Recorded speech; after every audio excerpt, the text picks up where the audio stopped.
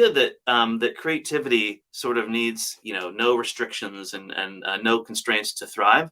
And it turns out it's the exact opposite. And I think this is great for small businesses too, because Active Campaign was a role where I focused on solving challenges and inspiring small businesses.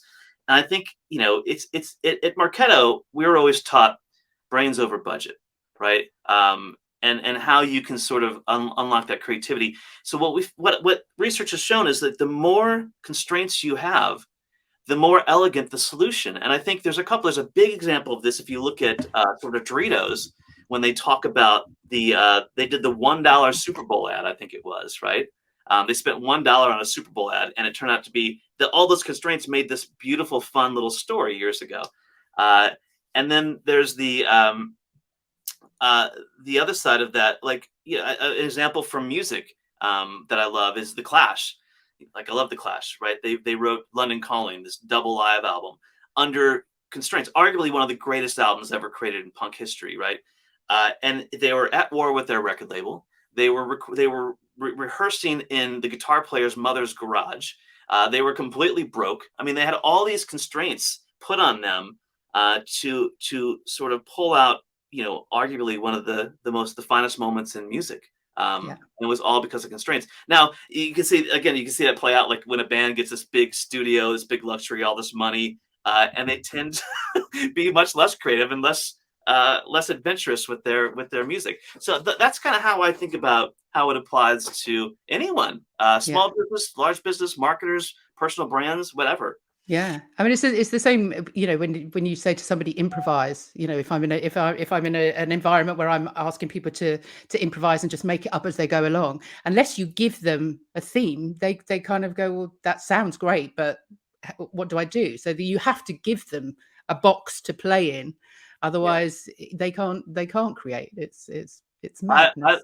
I love that the improv story, and I think Tim Washer, he was on the You Are the Media the Mm, other day, and you know adding yes. improv and comedy together, I think is something I've always appreciated. I've never been able to sort of to do myself, but I like the idea of running with something and having fun with it. But improv has always been fascinating to me. No, we do it every day. I'm doing it right now, so are you. So, people go, I can't do it. But yeah, we do it. We do it. What do you think then in terms of um, creativity and leadership?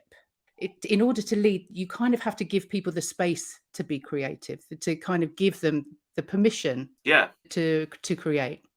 So there's a couple ways I think about this, and again, I think the age-old question is, or the age-old challenge is like, oh, I wasn't born creative, I'm not creative. Like Mm, that's bullshit, right? Everyone can learn to be creative. It's something that can be taught.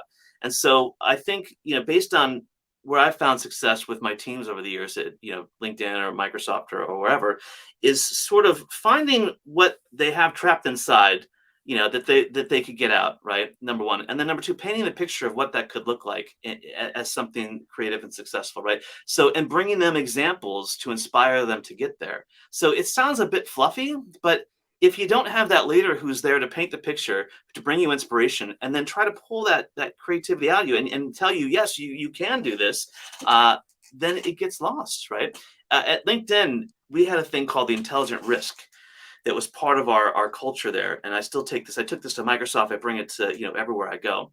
And it's basically the permission to fail, right? Permission to try something new yeah. and fail. And the intelligent risk is I'm going to botch the definition. It's been so long, but it's basically the idea of where the risk sort of or being successful outweighs any sort of risk that could ever be of any concern, right?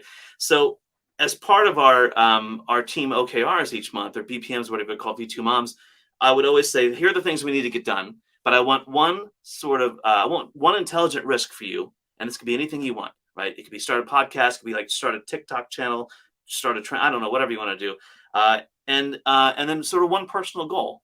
And I think that's the key to development. I've had good managers, I've had terrible managers, I've had managers who do nothing but drive for performance. But I think it's the ones who take a step back and focus on how can you be more creative, and how can I inspire you to do your best. It gets you past being the fear of turning into that marketer that's miserable, that's celebrating mediocrity, that's pushing things out the door just to get them done, to checking boxes.